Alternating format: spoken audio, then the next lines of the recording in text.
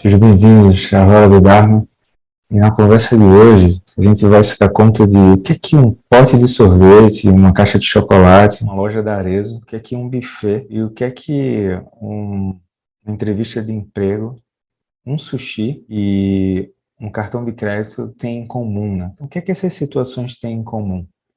Na conversa de hoje, a gente vai falar sobre 4 formas de aprisionar a mente e como ter sua vida de volta diante delas. Existem as coisas que estão acontecendo, existe a mente que está se relacionando com essas situações, essas coisas, e existe a forma como a gente se relaciona com essa mente e como que a gente pode potencializar outras formas de a gente entrar no mundo, tá? Então, primeiro a gente entende as formas como a gente se aprisiona para poder ir além, né? Então, é mais ou menos assim, a gente só fala de remédio porque a gente entende que existe uma condição de saúde antes de qualquer coisa, tá? Então, o que acontece? Se a gente pegar essas situações que a gente já falou, né, ou seja, se a gente pegar o pote de sorvete, o momento que a gente vai pedir demissão, ou o momento que a gente vai para uma entrevista de emprego, né? Se a gente pegar a hora que a gente olha para a nossa fatura de crédito e por aí vai, a fatura do cartão de crédito, perdão, o que acontece? A gente tem um certo ciclo vicioso, né? Que é assim, parece que se a gente não tiver um problema ou uma urgência, né? Se a gente não tiver assim que resolver algo o tempo todo, a gente começa a ficar um pouco tenso. E se a gente consegue resolver, a gente ufa, tem uma sensação de alívio. E se não consegue, parece que o mundo então está contra a gente, né? Então a ideia básica desse encontro é a gente começar a perceber quando que a gente está sóbrio diante desse processo ou quando a gente está embriagado pelo samsara, né? Ou seja, o que que seria o samsara, né? O resumo que a gente pode fazer é que o samsara nada mais é do que esse girar, né? Esse perambular de modo tenso, confuso, ausente, né?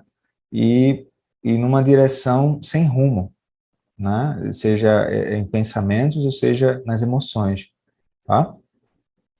É como se fosse assim, quando a gente não está aprisionado pelo samsara, é como se a gente se sentisse órfão de estar fazendo coisas. E quando agora a gente conseguiu se ocupar, a gente agora está reclamando justamente daquilo que a gente buscava, né? E aí a gente fica se ocupando tanto mental quanto emocionalmente, tá? E o problema nisso é que a gente tem uma fé cega de que os resultados que a gente vai colher são diferentes. Mas a gente, em geral, não consegue ver os pressupostos internos que a gente está usando para poder se mover no mundo, tá? Então, é muito importante sempre ressaltar essa questão do mundo interno, tá? Vou deixar aqui, em algum lugar aqui do vídeo, a referência para a gente acessar o vídeo já sobre esse tema, tá? E o ponto principal que a gente quer falar falamos dos aprisionamentos, porque a gente quer ir para a questão da compaixão, né? Então, o que acontece? Vamos colocar isso em prática, tá? Então, existe uma ação da mente anterior à própria mente conceitual. E, ou seja, o que que seria isso? É assim, a gente tem essa mente lógica que a gente utiliza no dia a dia, tá? Mas antes dessa mente lógica, conceitual, essa mente que quer fazer coisas e quer resolver coisas, ela começar a operar, ela tem uma inteligência atrás que a gente consegue ver a partir do silêncio da meditação, que está consciente desse processo e consegue ir além dessa mente que fica entre a gangorra, né? Do exagero do que está acontecendo diante da realidade e da negação, o famoso foda-se, vou fazer o que eu quero. Então, não é bem assim que a realidade se comporta, né? Então, quando a gente começa a olhar para isso, a gente começa a perceber que tem uma mente que fica tagarelando o tempo todo, né? Como se fosse assim, tem o que está acontecendo num jogo de futebol, e aí tem um Galvão Bueno lá falando, e ele começa a exagerar no que está sendo falado, tá? Quando, na verdade, o que aconteceu foi, sei lá, o time A levou um gol do time B, e aí ele vai voltar e aquilo vai acontecer, e o jogo vai seguir, né?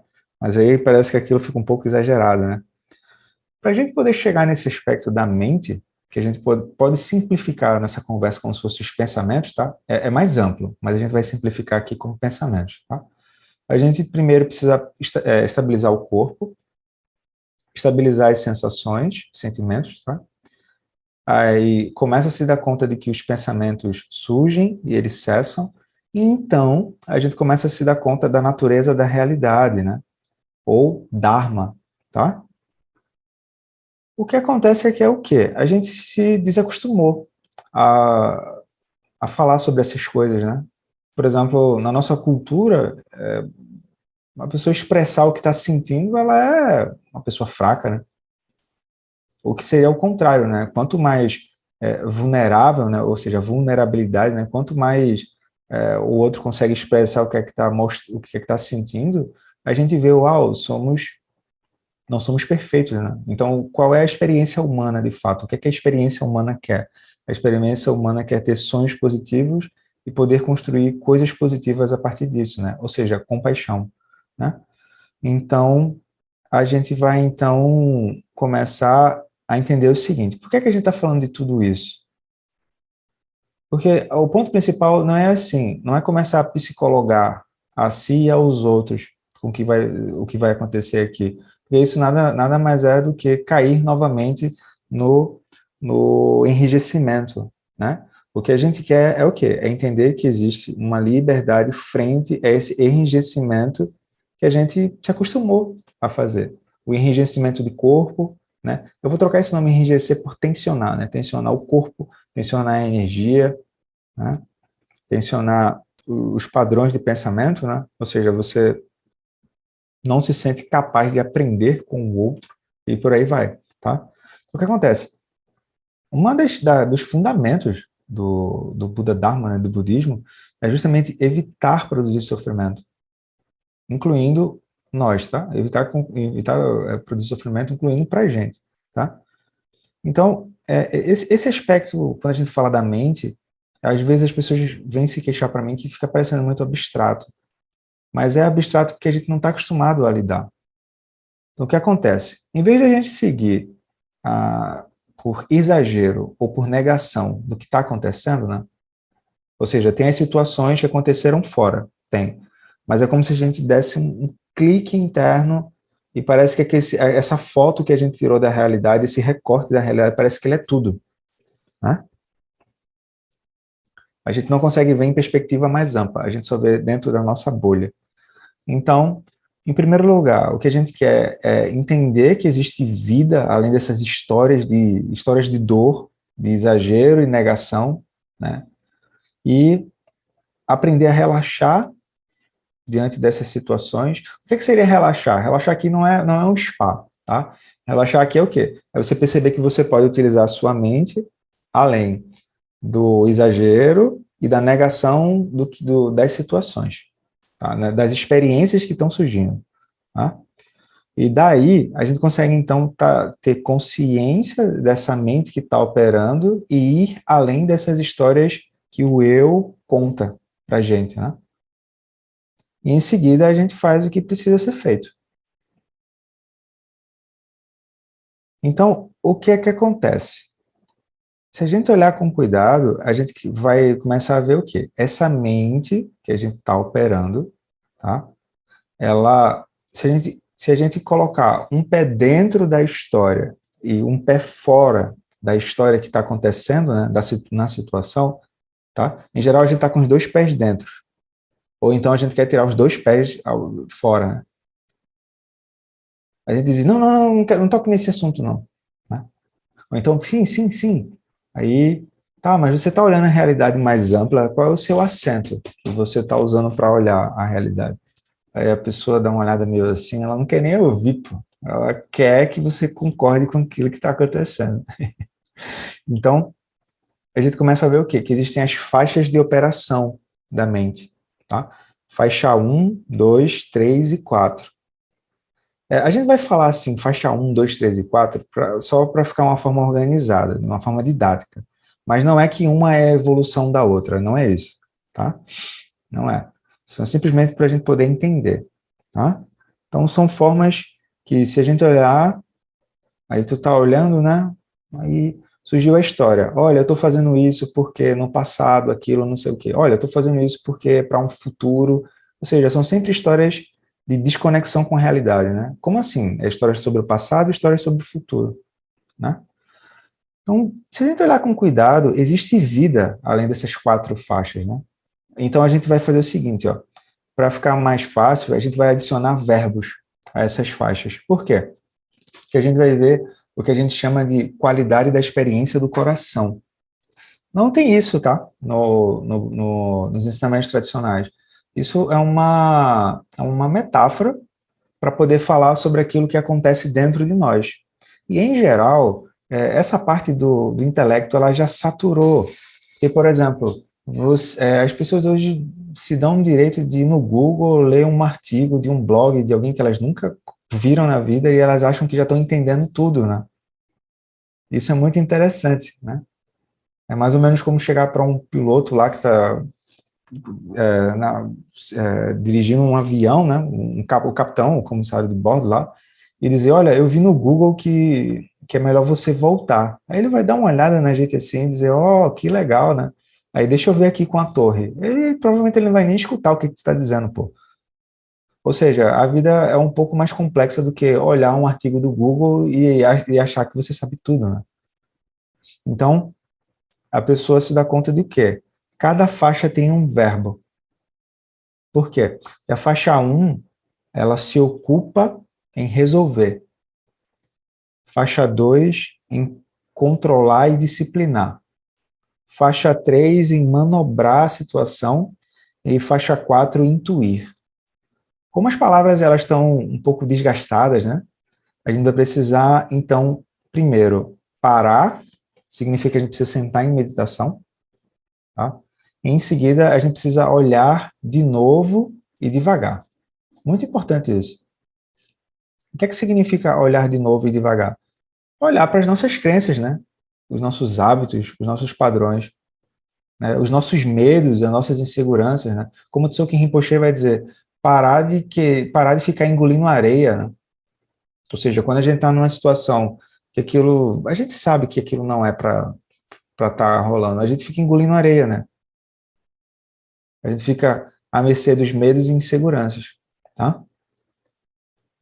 Então, quando a gente começa novamente a compreender essas possibilidades da mente se condicionar, ou seja, ficar fixada, o que seria ficar fixada? Ficar enrijecida, tá?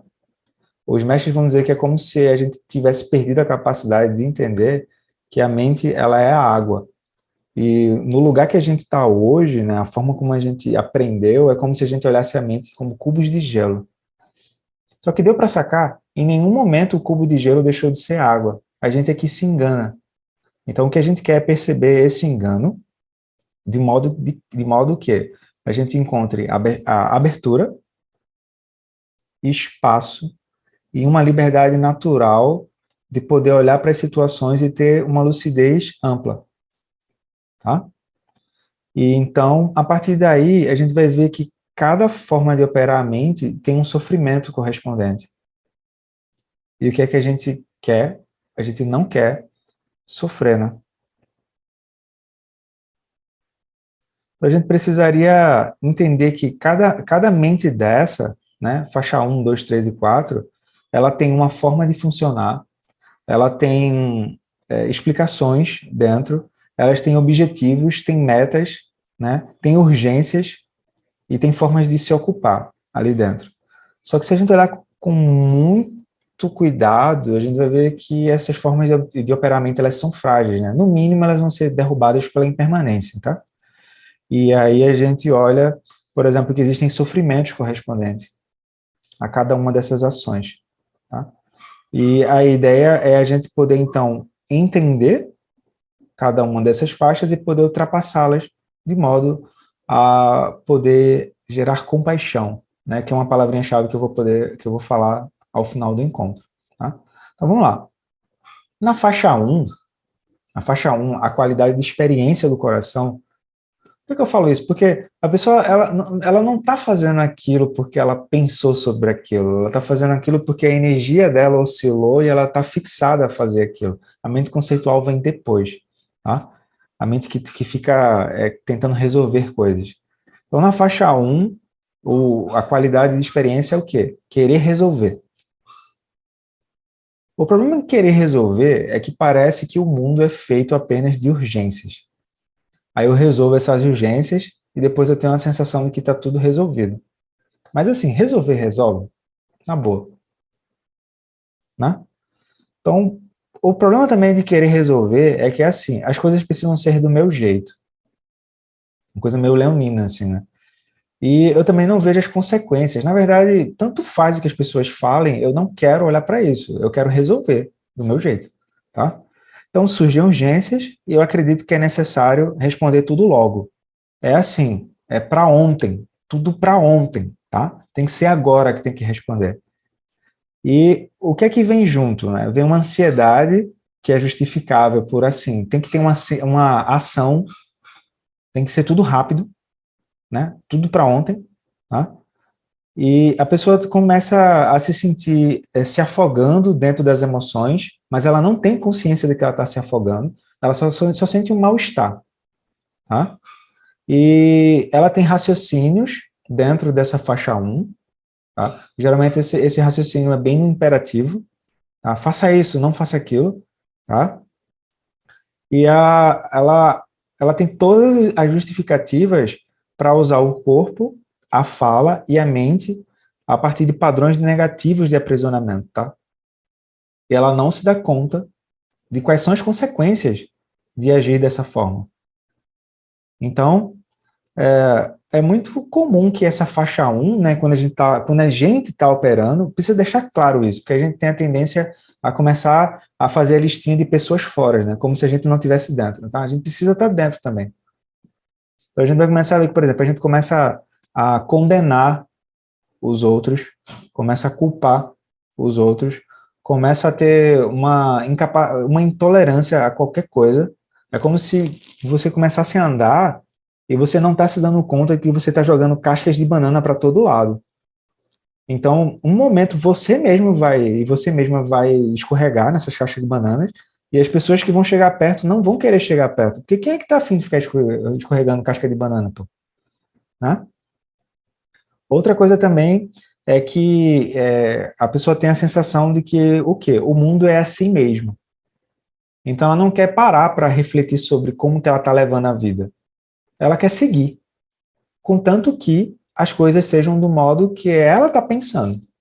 Aí isso traz problemas, né? Isso traz problemas, porque experimenta. Quais são as ações negativas, né? Experimenta matar, roubar ou cometer sexo impróprio para ver o que acontece. Experimenta mentir. Né? Esse ano é ano de eleição, né? Experimenta mentir. Experimenta falar inutilmente. Experimenta tagarelar. Né? Experimenta difamar, jogar uma pessoa contra a outra para ver o que acontece. Né? Experimenta ser mesquinho, né? Avarento, para ver o que acontece. Né? Experimenta defender visões são visões que vão produzir sofrimento a curto e médio prazo. Curto, médio e longo prazo, para ver o que acontece. Mas dentro de faixa um não é assim que funciona. Tá? O problema disso é o sofrimento que traz, tanto para a pessoa quanto para as pessoas ao redor. Tá? Aí tem um momento que a pessoa vai, aí ela tem um estalo. Quando ela tem um estalo, ela então começa a perceber o seguinte: olha, eu acho que seria melhor que eu começasse a organizar as coisas ao redor. Estão entendendo assim? A questão não é tanto o enredo, não é a história que está sendo falada, mas é que a qualidade da experiência do coração é resolver, ou então disciplinar. O que a gente vai fazer em faixa 2 agora? Faixa 2 é disciplinar.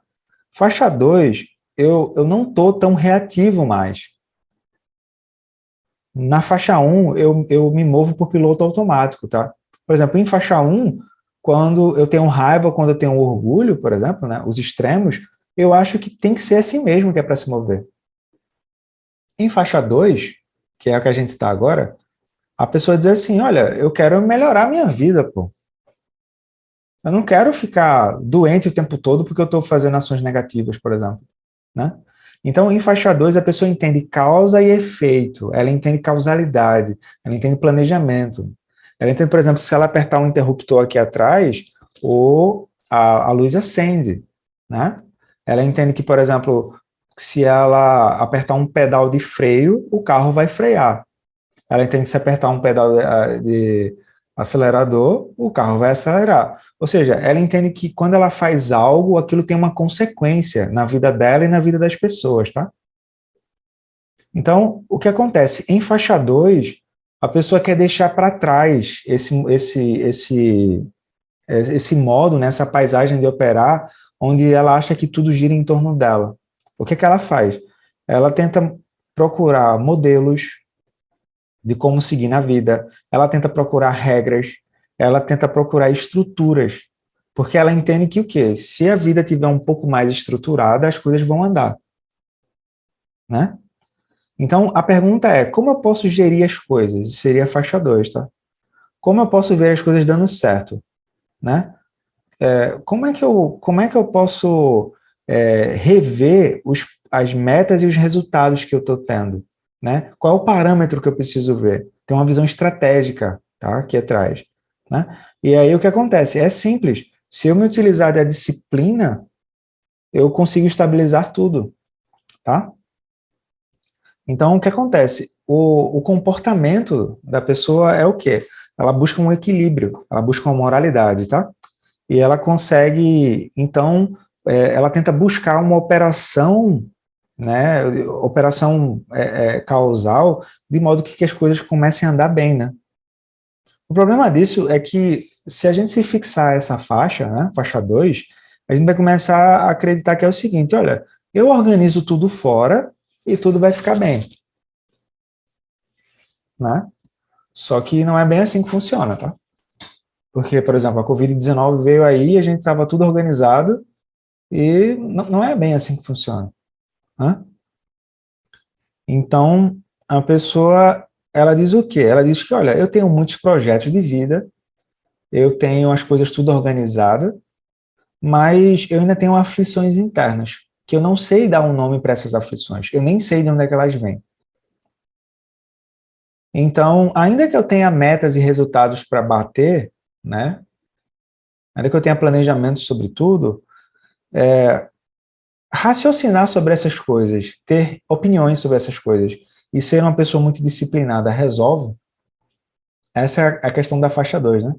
Aí a pessoa se dá conta que não resolve. Por quê?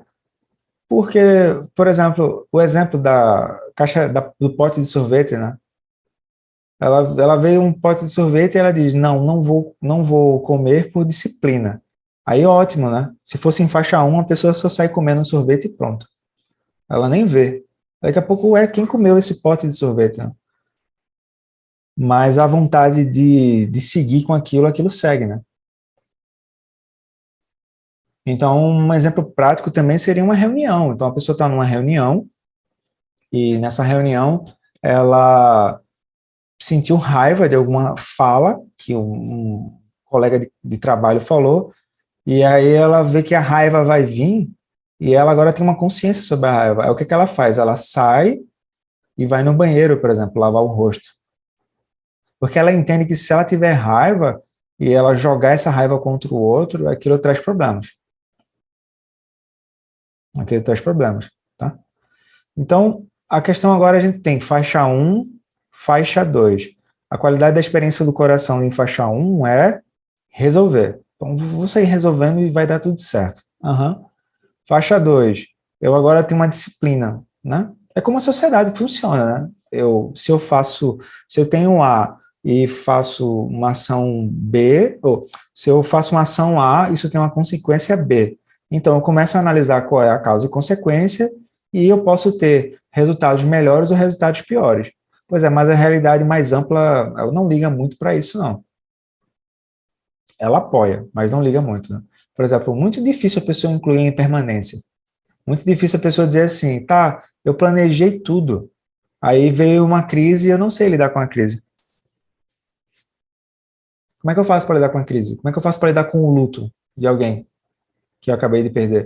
Como é que eu faço para lidar com enfim, a quebra de uma empresa ou o fim de um casamento? Como é que eu faço para lidar com isso? Aí a pessoa vai ver que não deu. Aí ela pode então se dar conta de faixa 3. Faixa 3 é assim, eu considero sim a causa e efeito, mas eu começo a observar o que é que está brotando nos meus olhos nas situações. Então aqui a gente tem o início de vida contemplativa, tá? Ou seja, a gente começa a entender que o mundo é o mundo que se passa atrás dos olhos. Então o lugar interno e o lugar externo são inseparáveis, tá? Aí a gente começa a ter uma sobriedade sobre isso. Sobriedade por quê? Porque, em geral, é como se a gente tivesse tão misturado com as emoções negativas que a gente está o tempo todo de ressaca delas, a gente está embriagado, né? Então, em faixa 3 a gente tem um senso de exame e introspecção. A gente diz o quê? Olha, ok, tal situação aconteceu, ou tal situação está acontecendo. Mas tu tem uma consciência que diz assim, isso aqui era uma aversão, ó. Não é o outro que está provocando isso, sou eu que estou reagindo dessa forma. É isso, tá? Então, a pessoa começa então a perceber que existem ferramentas que podem ajudar ela a desenvolver essa vida contemplativa, né? Essa vida que olha para dentro, né? Por exemplo, a ciência, a psicologia, a astrologia, o tarô, o I Ching, a filosofia, religiões, né? E ela começa então a se dar conta do quê? Ela começa a se dar conta com mais assertividade de o quão frágil ela fica na vida quando ela se move, por exemplo, por orgulho, por inveja, desejo, apego, torpor, carência, né? Raiva, medo, né? Então a pessoa começa a se dar conta, ué, quer dizer que quando eu tenho olhos de carência, o mundo ao redor parece carente. O mundo ao redor parece um consumo, né? Tudo ao redor tem que ser algo que eu tenho que consumir. Não é verdade? Quer dizer, então, que quando eu olho com orgulho, eu estou soberbo, né? Eu acho que eu tenho um rei na barriga e todos são os meus súditos, né? E quem ousa ir de encontro à minha soberania vai ser decapitado, né? Quando ela tem, então, apego, ou seja, alguma coisa que ela não quer que aquilo, que ela não quer perder, ela se dá conta de que, olha, é, quando o apego está presente, parece que quando você mexe na minha guitarra, por exemplo, parece que aquilo meu coração vai sair do lugar, meu coração vai parar de bater. Eu lembro que teve uma época que eu tinha uma guitarra da Fender e ela ficava na sala, né? Na sala do meu apartamento. Aí um amigo veio com o filho dele e o filho dele era pequeno, 3 a 4 anos. Então a gente conversando besteira, assim, bate-papo, aí da cozinha dava para ver a sala, né? Aí a gente ficou na cozinha e tal, conversando besteira, né? Pá. Aí daqui a pouco, quando o filho dele passava assim perto da guitarra, parecia que meu coração ia sair pela boca, assim. Ou seja, isso é um apego, né? E o filho dele, 4 anos, né? Nem vem, nem vai, brincando para lá e para cá, né? Então, em faixa 3 eu começo a perceber que o que está acontecendo fora é um laboratório para eu perceber o que acontece dentro, tá? Então, eu estou passando por isso, mas eu não sou isso. Eu posso estar passando por uma raiva, mas eu não sou a raiva. Eu posso estar passando pelo orgulho, mas eu não sou o orgulho. Eu posso estar passando pela carência, mas eu não sou a carência. Tá? Então, é muito importante que a gente comece a tomar essa questão da vida contemplativa como um exercício, como uma prática, tá? No nosso caso, a gente vai propor essa prática junto à meditação, tá? Caso contrário, a gente vai ficar apenas orgulhoso, né? Porque a gente vai ficar teorizando muito. E a gente vai ficar assim, olha, você viu? Você viu como fulano agiu? Nossa, não sei o quê. Isso é soberba, né? Ou seja, se fosse eu não agiria daquela forma, na é verdade? Então, o ponto não é esse, tá? O ponto é a gente começar a entender quais são as consequências, né? Por exemplo, em faixa 3 eu começo a perceber que qual é o sentido de eu ficar ocupando a minha mente com carência, por exemplo. Qual é o sentido de eu estar ocupando a minha mente com inveja? Qual o sentido disso? Né?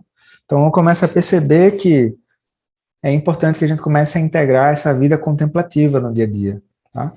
Depois a gente tem faixa 4. Faixa 4 é assim, a qualidade de experiência do coração é intuir. Então, a pessoa tem uma intuição. Ela não tem um raciocínio lógico, matemático, né? Ou seja, uma coisa leva a outra. Ela também não tem uma questão analítica, onde ela está olhando para dentro, está introspectiva, mas ela tem uma intuição. Né? Ela começa a ver sinais nas coisas, ela tem sonhos. Por exemplo, o Nikola Tesla, né, que é um cientista, inventor e tal, ele tinha visões durante os sonhos dele e ele fazia os projetos a partir disso. Tá? O Einstein também. Tá?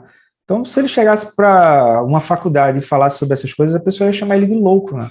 Ou seja, que é isso, pô? Você está tirando isso da onde, né? Então, o meu exemplo favorito para essa faixa 4 é quando a pessoa diz assim, uau, eu vi a meteorologia de hoje e está dizendo que não vai chover. Aí vem uma mamãe assim, né? Super intuitiva e diz, meu filho, leve um guarda-chuva. Aí o que é que acontece? O filho não vai estar nem aí, de modo geral, né? Aí não é que chove. Aí quando ele volta todo molhado, a mamãe diz o quê? Eu avisei. É isso, né? Essa intuição. O problema outra coisa, essa intuição também, a pessoa tem uma intuição que é mais ou menos assim, o mundo que está sendo apresentado para mim, ele funciona dessa forma. Mas eu tenho a intuição de que isso não é tudo. A pessoa tem uma noção de transcendência. Então, faixa 4, a gente pode intuir esses dois verbos, intuir ou transcender, tá? Então, a pessoa tem uma noção de transcendência. Ela diz assim, poxa, será que a vida é só crescer, nascer, pagar imposto, comer, dormir, cagar, trabalhar, é só isso, né? A pessoa tem uma noção do transcendental, então ela vai buscar isso, tá? Qual é a dificuldade dessa questão? É que às vezes, a pessoa pode, então, se tornar um pouco narcisista.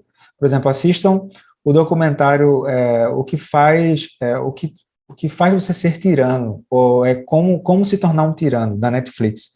Então, vocês vão ver que, por exemplo, o Hitler, ele tinha umas coisas dessas, assim, de se achar o escolhido, né? De ouvir sinais. E aí vocês já viram onde é que deu, né? Aí não foi, né? Não é por aí, né? Então, outra coisa também que pode acontecer é que, assim, a pessoa pode começar a achar que existe o mundo espiritual e o mundo mundano. Não é. O mundo mundano e o mundo espiritual é um só. Tanto é que os grandes mestres das diferentes tradições, eles andam no mundo mundano. Por quê? Porque a vida é uma só, né? É a gente, devido à nossa ignorância diante da realidade, que vê um e dois. A gente não consegue ver a unidade em tudo, né? Bom, a gente já falou da desgraça, que são as 4 faixas, e vamos lá. Cadê a compaixão?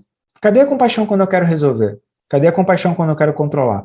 Cadê a compaixão quando eu estou olhando para dentro, mas às vezes eu me perco nessas análises, né? Nesse modo analítico. Cadê a compaixão quando eu estou apenas intuindo ou transcendendo as coisas? E aí? Cadê a compaixão? Né? Ou seja, faça o teste, pegue um caderno agora, escreva uma situação que aconteceu e veja se você consegue ver a tentativa de resolver, controlar, né? Essa análise interna, analisar, né? Ou intuir e transcender. Vou repetir, tá? Resolver, controlar ou disciplinar, analisar a situação ou transcender barra intuir, tá? Ou seja, a gente vai começar a perceber que não importa as histórias que a gente está contando sobre a realidade, a gente cai nesse abismo que é tentar resolver, controlar, analisar ou intuir. Tá? Aí a gente vai começar a perceber que o quê? Se a gente começa a olhar com olhos de compaixão, ou então melhor, grande compaixão, a gente começa a entender que a situação ela começa a descongelar. Não porque a gente está tentando resolver, controlar, intuir, assim por diante. É que simplesmente esse olhar que é compassivo, ele tem uma inteligência que mostra o que é que precisa fazer. Isso é um pouco estranho para a gente, porque a gente não está acostumado a se sentir empoderado pelo silêncio da meditação.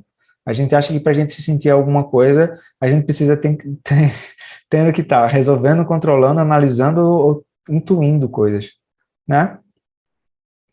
Então, melhor ainda seria a pessoa intuir, colocar o aspecto de compaixão, tá?